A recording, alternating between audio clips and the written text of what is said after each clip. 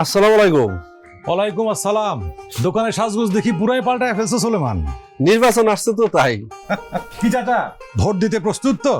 Vote তুমি আর তোমাকে লাগে, আমি বুড়া মানুষ, এই শরীর লইয়া কেমনে ভোট দিতে যাব? আর আমি ভোট দিলে দেশের কি বা বদল হইব? কষ্ট হইব সেটা মানছি, কিন্তু আপনার একটা ভোটই ঠিক করে দিব আপনার নাতি নাতনিরা কেমন দেশে বড় হইব। চাচা, ভোট হইতেছে বীজের মতো, ভালো ফলন চাইলে ভালো বীজ রোপণ করতে হবে। মাস্টার বেশ দামি কথা কইলেন।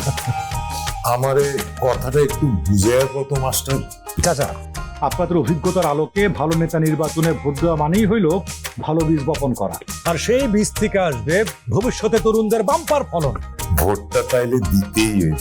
তরুণ হোক আর বৃদ্ধ হোক, সব ভোটারেরই ভোট দেওয়া দায়িত্ব। প্রতিটা ভোটই অত্যন্ত গুরুত্বপূর্ণ।